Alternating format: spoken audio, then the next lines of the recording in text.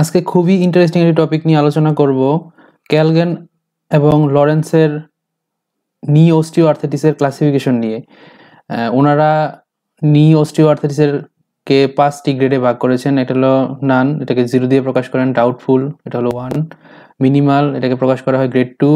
Moderate, এটাকে প্রকাশ করা হয় গ্রেড 3। এবং সিভিয়ার, এটাকে প্রকাশ করা হয় গ্রেড 4 দিয়ে। 0, 1, 2, 3, 4 এই 5টা গ্রেডিং। এখানে 0 মানে হলো একদম নর্মাল, 0 মানে একদম নর্মাল, এবং গ্রেড 1 হলো doubtful narrowing of the joint space with possible osteophyte formation. আমি সবাইকে বলবো ভিডিওটি একদম হাই রেজলিউশনে দেখার জন্য এবং অনলাইন স্ট্রিমিং করে দেখার জন্য। এখন ভিডিও ডাউনলোড করলে দেখা যাচ্ছে তার রেজলিউশন কমে যায়, তখন ভিডিওটা অনেক ঘোলা দেখা যায়। তাই অবশ্যই ভিডিওটি হাই রেজলিউশনে দেখার চেষ্টা করবেন। আর অস্টিওআর্থ্রাইটিস কীভাবে ডায়াগনোসিস করবেন তা নিয়ে আমি অলরেডি একটি ভিডিও বানিয়েছি, সেটি ভিডিও ডেসক্রিপশনে দেওয়া থাকবে, এবং আপনি চাইলে আই বাটনে ক্লিক করেও ভিডিওটি দেখে নিতে পারেন। তো আবার ভিডিওতে চলে আসি। গ্রেড 1 মানে হলো doubtful narrowing of the joint space with possible osteophyte formation. এখানে আপনারা যখন এক্সরে দেখবেন, নি জয়েন্টের এক্সরেটা দেখবেন, এন্টিরিয়র পোস্টেরিয়র ভিউ দেখবেন, আপনার জয়েন্ট স্পেস রিডিউস হয়েছে কিনা এটা নিয়ে একটা ডাউট থাকবে, এবং অস্টিওফাইড ফরমেশন হতে পারে।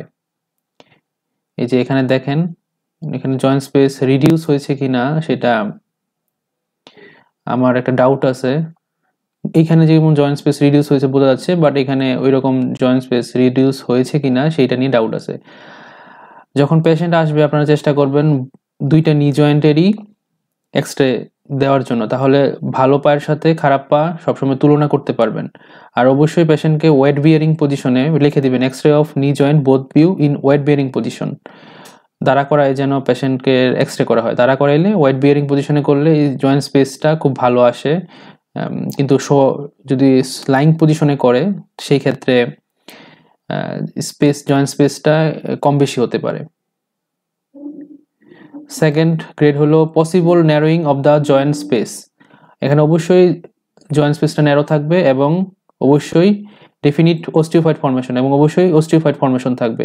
এই কোণাগুলো যদি দেখেন অস্টিওফাইড আছে, তারপর এদিকে যদি দেখেন অস্টিওফাইড ফরমেশন আছে, এবং অবশ্যই জয়েন্ট স্পেস কম থাকবে। এটা হলো গ্রেড 2।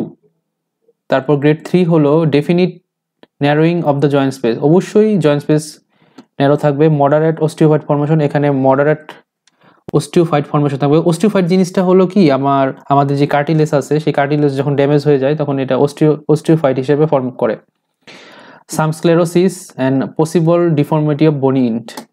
এখানে জয়েন্ট স্পেস ন্যারো হবে, প্লাস অস্টিওফাইড ফরমেশন থাকবে মডারেট লেভেলে, স্ক্লেরোসিস থাকবে, এবং আমাদের বোনসের যে ইনগুলো আছে সেগুলোতে ডিফর্মিটি থাকবে। এই যে এখানে দেখেন, এই যে ডিফর্মিটি আছে, এই সেকেন্ড এক্সরেতে কোনো ধরনের ডিফর্মিটি দেখা যায় না। ফার্স্ট এক্সরেতে কোনো ডিফর্মিটি দেখা যায় না, বাট এখানে ডিফর্মিটি আছে, এবং এখানে জয়েন্ট স্পেসটাও কম হয়েছে, আর অস্টিওফাইটও আছে। যেগুলো হলো সব অস্টিওফাইট, এগুলো হলো সব অস্টিওফাইট, এগুলো হলো সব অস্টিওফাইট।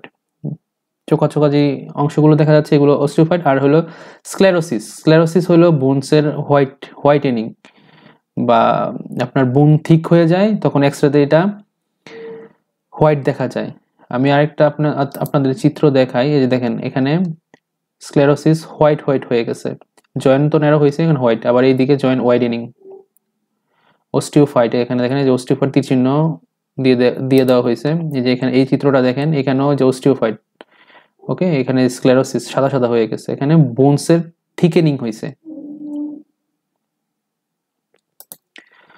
এই হলো গ্রেড 3। তারপর হলো গ্রেড 4, যেটা হলো severe. Large osteophyte formation, severe narrowing of the joint space, mark sclerosis and definite deformity of the bone int. এখানে সব কিছুই হবে, এখন সব কিছু দেখা যাবে। জয়েন্ট স্পেসটা একদম ন্যারো হয়ে যাবে, স্ক্লেরোসিস সাদা হয়ে গেছে, তারপর বোন ইন্ডের গুলাতে অনেক ডিফর্মিটি আছে, এবং অস্টিওফাইটও আছে, সবগুলো সিভিয়ার লেভেলে। আমি আমার ভিডিওতে যেই লিঙ্কগুলো ইউজ করছি সেগুলো ভিডিও ডেসক্রিপশনে দিয়ে দিব, আপনারা দেখে নেবেন। অস্টিওফাইট মানে কি, অস্টিওফাইটের সাথে সিনডেসমোফাইট কি, সিনডেসমোফাইট আর অস্টিওফাইট দুইটারই অনেক সময় একসাথে মিলিয়ে ফেলে। যেমন সিনডেসমোফাইট আমাদের নর্মালি হয় আপনার spinal বোনগুলার ডিস্কে, intervertebral ডিস্কে এনুলাস ফাইব্রোসাস and ligamentous ossification হয়। আর অস্টিওফাইটগুলা এখানে যে কোনো জায়গায় হতে পারে, মানে কার্টিলেজ যেখানে আছে ওইখানে হইতে পারে। তো সিনডেসমোফাইট কি, অস্টিওফাইট কি, এই লিঙ্কগুলা থেকে আপনারা একটু দেখে নেবেন। তো ধন্যবাদ সকলকে ভিডিওটি দেখার জন্য। পরবর্তীতে আরেকটি নতুন ভিডিও নিয়ে হাজির হব। ততক্ষণ পর্যন্ত সবাই ভালো থাকবেন।